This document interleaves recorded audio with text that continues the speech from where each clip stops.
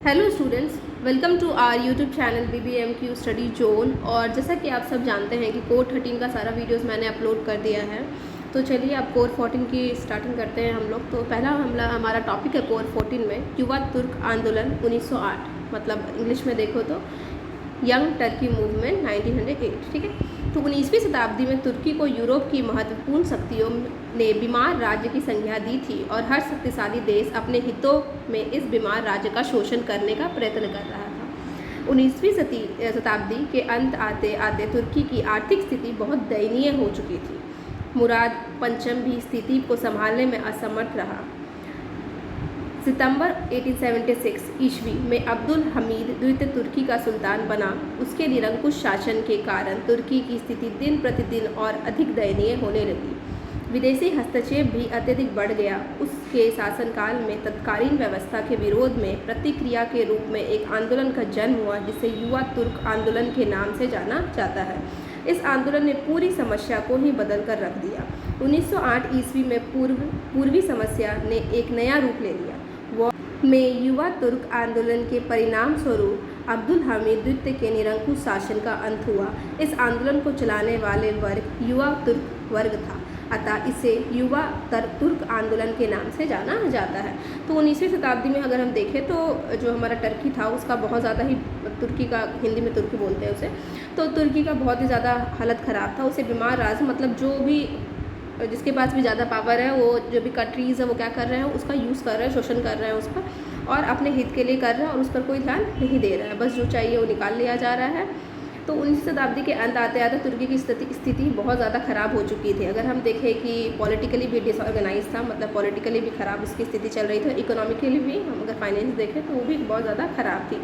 ये मेनली अगर हम देखें तो 1876 ईस्वी में हमीद द्वितीय तुर्की का सुल्तान बना और ये एक निरंकुश शासक था, मतलब उसे सिर्फ अपना उसने जो कह दिया वही होगा, ऑटोक्रेट था एक, और उसने तुर्की पर उसने भी ध्यान नहीं दिया और दिन प्रतिदिन दयनीय स्थिति होने लगी, जिसके चलते जब भी कभी कहीं शोषण होता है तो वहाँ पर एक ऐसा क्लास ज़रूर इमर्ज करता है, एक ऐसा क्लास ज़रूर उत्पन्न होता है जो लोगों के हित के बारे में सोचता है और उन्हें बचाने की कोशिश करता है। तो यहाँ पर भी एक ऐसा क्लास, युवा तुर्क क्लास, एक ऐसा हम कह सकते हैं कि स्टार्ट हुआ, जिसने तुर्की को बचाने के लिए, अपने पूरे समाज को बचाने के लिए एक आंदोलन चालू किया, जिसे हम कहते हैं युवा तुर्क आंदोलन। और इसे कौन से वर्ग ने किया था? युवा तुर्क वर्ग ने किया था, इसलिए इसका नाम पड़ गया युवा तुर्क आंदोलन। ठीक है, 1908 में से स्टार्ट किया गया। तो हम समझ में आ गया क्यों स्टार्ट किया गया इसे। चलिए अब आगे देखते हैं। अब आते हैं कि इस आंदोलन के कारण क्या क्या थे। तो पहला था अब्दुल हमीद का निरंकुश शासन। तो अब देख सकते हैं उस टाइम अगर आपसे पूछे कि जब यंग तुर्की मूवमेंट हुआ था या युवा तुर्की आंदोलन हुआ था, तब कौन थे यहाँ के शासक? तो अब्दुल हमीद था। ठीक है, युवा तुर्क आंदोलन का मुख्य कारण अब्दुल हमीद की निरंकुश शासन व्यवस्था थी। इसने निरंकुशता का परिचय कराते हुए दीनानाथ वर्मा के अनुसार युवा तुर्क आंदोलन अब्दुल हमीद के निरंकुश शासक के विरुद्ध एक प्रतिक्रिया के रूप में प्रकट हुआ। हम कह चुके हैं कि 1837 से 1908 ईस्वी तक के काल में तुर्की साम्राज्य पर अब्दुल हमीद ने अपना निरंकुश शासन कायम रखा। इस अवधि में सुल्तान के शासन के खिलाफ कहीं भी विरोध का स्वर सुनाई नहीं पड़ा। 1895 ईस्वी में सुल्तान के शासन के खिलाफ एक विद्रोह अवश्य हुआ था, लेकिन वह तुरंत दबा दिया गया और तुर्की पर सुल्तान का पूर्व निरंकुश शासन कायम रहा। लेकिन तुर्की के इतिहास में अब्दुल हमीद के इस निरंकुश शासक का भी महत्व है। अत्याचार, निरंकुशता और भ्रष्टाचार के वातावरण में एक लाभ अवश्य हुआ। इसके विरुद्ध जो प्रतिक्रिया हुई उसने तुर्की में उदारवादी आंदोलन की उत्पत्ति में सहायता पहुंचाई। सच तो यह है कि अब्दुल हमीद के निरंकुश होने के कारण तुर्की में राष्ट्रीयता का प्रबल वेग आया और विभिन्न प्रकार के सुधार कार्य संपादित किए गए। इस दृष्टिकोण से यह कहा जा सकता है कि युवा तुर्क आंदोलन का प्रधान कारण अब्दुल हमीद का निरंकुश शासन था। मतलब देख सकते हैं कि वहाँ जो शासक थे वो बहुत ज़्यादा निरंकुश थे, वो लोगों के हित में कुछ भी कार्य नहीं कर रहे थे, जिसके चलते लोगों में गुस्सा उमड़ा और उन्होंने एक छोटा मोटा हम कह सकते विद्रोह भी किया, लेकिन उसे दबा दिया गया।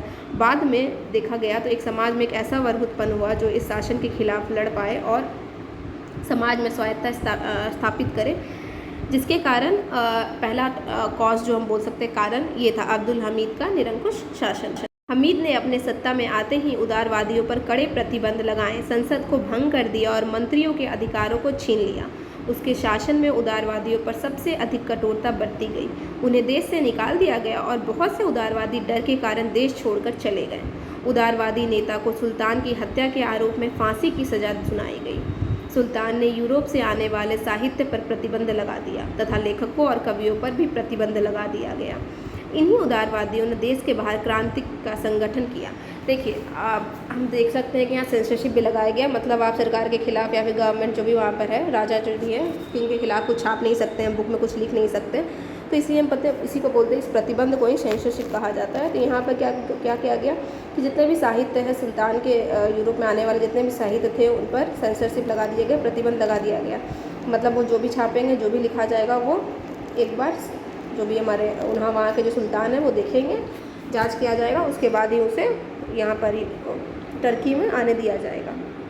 तो इन सब घटनाओं की वजह से बहुत ज़्यादा ख़राब स्थिति में चल रहा था तुर्की, जिसके चलते इस आंदोलन का उदय हुआ। दूसरा हमारा है युवा तुर्क आंदोलन के उदय कारण में एक प्रमुख कारण उनके अंतर राष्ट्रीयता की भावना का जागृत होना भी था। इस समय का तुर्की का युवा वर्ग पश्चिमी राष्ट्रवादी भावनाओं से ओतप्रोत था। तुर्की का युवा वर्ग जानता था कि तुर्की की उन्नति तभी तो हो सकती है जब वो समय के साथ चले और यूरोप के अन्य देशों की तरह राष्ट्रीय उदारवादी शासन पद्धति लागू करे। तुर्की में राष्ट्रीय आंदोलन का संगठन पश्चिमी अनुकरण तथा भावनाओं को अपनाने के कारण ही हुआ था। इस तरह युवा तुर्क आंदोलन का एक महत्वपूर्ण कारण राष्ट्रीय भावनाओं का विकास भी था। तो तीसरा कारण है हमारा अंतर्राष्ट्रीय नीति और संधियाँ। युवा तुर्क आंदोलन का एक कारण था कि तुर्की की अंतर्राष्ट्रीय स्थिति और यूरोप के अन्य देशों की उसकी प्रतिनीतियाँ। रूस तुर्की युद्ध के बाद हुई सान स्टीफेनो की संधि और उसकी प्रतिक्रिया स्वरूप हुआ। बर्लिन सम्मेलन तथा उसके द्वारा की गई तुर्की की व्यवस्था ने तुर्की के कई राज्यों विशेषकर बाल्कन प्रदेशों में जबरदस्त प्रतिक्रिया और असंतोष की भावनाओं को जन्म दिया। ये सब ट्रीटी पहले हुआ था, संधियाँ पहले हो चुकी थी, जिसके कारण लोगों में बहुत ज़्यादा असंतोष था और उसी असंतोष का एक रिजल्ट था आंदोलन। बात है विदेशी हस्तक्षेप, मतलब बाहर के जो लोग थे, विदेश से जो आए हुए थे, उनका इंटरफेरेंस, विदेशों का इंटरफेरेंस क्या था। ऑस्ट्रिया, रूस, इंग्लैंड, जर्मनी आदि अपने व्यापारिक स्वार्थों के कारण एक और तो बाल्कन राज्यों में हस्तक्षेप कर उन्हें परस्पर लड़ाते रहे तथा उनमें अधिकार प्राप्त करने का प्रयत्न करते रहे, तथा ऑस्ट्रिया और रूस दोनों ही काले सागर, एजियम सागर और भूमध्य सागर में आकर व्यापार करना चाहते थे। दूसरी ओर इंग्लैंड इन्हें अपने व्यापार में बाधक मानकर रोकना चाहता था। अतः तीनों तुर्की पर दबाव डालते रहे थे और तुर्की सदैव शक्तिशाली के सम्मुख झुकता रहा। यह क्रम बहुत पुराना था। 1828 ईस्वी में तुर्की रूस से पराजित होकर उनकियास गैलेक्सी की संधि के लिए और उनके अनुसार अपनी भूमि, धन और रूस को सुविधा देने का तैयार हो गया। जब लंदन सम्मेलन में यूरोपीय देशों ने रूस के साथ संधि बदलने के लिए जोर डाला तो उनके सामने झुक गया।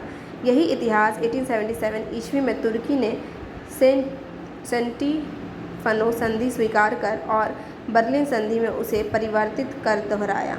बाल्कन राज्यों ने निर्णय सर्बिया, मॉन्टीनीग्रो या बल्गेरिया तथा यूनान के निर्णय विदेशी हस्तक्षेपों को समाप्त कर तुर्की को एक स्वतंत्र और सार्वभौम राज्य बनाना चाहते थे। इसके बाद है उद्देश्य। क्या क्या उद्देश्य थे? पहला था तुर्की की एकता और प्रगति। इस आंदोलन का मुख्य लक्ष्य था तुर्की की प्रगति और एकता स्थापित करना। दूसरा, तुर्की को निरंकुश शासन से मुक्ति दिलाना। तीसरा, तुर्की में राष्ट्र और लोकतांत्रिक व्यवस्था लागू करना। चौथा, तुर्की को आधुनिक और पश्चिमी ढंग से निर्मित करना। और पांचवा था युवा तुर्क आंदोलन का एक उद्देश्य तुर्की को अंतर्राष्ट्रीय स्तर पर विकसित करना था, मतलब इंटरनेशनली डेवलप करना था, मॉडर्नाइज करना था, तुर्की में राष्ट्र और लोकतांत्रिक व्यवस्था लागू करना था, फिर निरंकुश शासक ऑटोक्रेट शासन से बचाना था और तुर्की की एकता, मतलब इंटीग्रिटी और ग्रोथ को, एकता, यूनिटी और इंटीग्रिटी, ये सबको बढ़ावा देना था। फिर एक टाइम ऐसा आया कि अंत में ये थोड़ा असफल हो गया था ये आंदोलन। तो क्यों असफल हुआ, इसमें देखते हैं क्या कारण थे इसके। उर्ग तुर्क नेता अधिनियम तुर्कीकरण की नीति पर चलने लगे। फलस्वरूप ईसाइयों तथा अन्य गैर तुर्की जातियों में युवा तुर्क सरकार के खिलाफ असंतोष बढ़ने लगा तथा प्रदेशों में विद्रोह होने लगे। युवा तुर्क आंदोलन न्याय का झंडा लेकर चला था, लेकिन अन्याय और शोषण का प्रतीक बन गया था लास्ट में जाकर। वो सुधारों का नारा लेकर चला था, मगर क्रांति के बाद कोई भी सुधार योजना लागू नहीं की जा सकी। तुर्की साम्राज्य विभिन्न जातियों, भाषाओं, धर्मों तथा संस्कृतियों का समूह था। अतः यह आवश्यक था इस विस्तृत समाज में केंद्रीयकरण के स्थान पर विकेंद्रीकरण की नीति अपनाते हुए शिथिल संघ शासन की स्थापना की जाए। परंतु युवा तुर्कों ने ऐसा नहीं किया, मतलब पावर का डिसेंट्रलाइजेशन होना, कि पावर को छोटे छोटे जगहों पर भी बांट देना, ऊपर से नीचे तक पावर का डिस्ट्रीब्यूशन होना, लेकिन वो नहीं हुआ। युवा तुर्क सरकार अपने कार्यों में यूरोपीय राज्यों की सहानुभूति अर्जित नहीं कर सकी। तो ये थे कुछ इसके असफलता के कारण। अंत में आता है युवा तुर्क आंदोलन का महत्व एवं परिणाम क्या था। प्रथम बार तुर्की में क्रांतिकारियों ने तुर्की साम्राज्य में समस्त जातियों को समानता और स्वतंत्रता देने की घोषणा की। अतः क्रांति में सभी का सहयोग मिला, परंतु युवा तुर्कों ने शासन के पर एकाधिकार प्राप्त करके आतंकवादी, हिंसक, स्वेच्छाचारी तथा पक्षपातपूर्ण शासन स्थापित कर दिया गया। वे अब्दुल हमीद से भी अधिक निर्दयी और बुरे सिद्ध हुए। उनमें शासन करने की योग्यता नहीं थी, अतः वे समस्त जनता पर अत्याचार करने लगे। इस प्रकार उन्होंने स्वयं क्रांति का गला घोट डाला और असफल हो गए। तो ये थे परिणाम और महत्व इसके। तो आई होप गाइस कि आपको पूरा टॉपिक समझ में आ गया हो, और आपको अगर वीडियो अच्छा लगा हो तो प्लीज़ लाइक और सब्सक्राइब करो। चैनल को सब्सक्रिप्शन अभी भी नहीं बढ़ रहा है, उतना ही है, कम से कम 500 तो कराओ आप लोग, और वीडियो को शेयर करो। और अगर कोई प्रॉब्लम है तो कमेंट सेक्शन में मुझे बताओ, और मैं PDF तो डाल दूँगी डिस्क्रिप्शन में। चलिए, थैंक यू।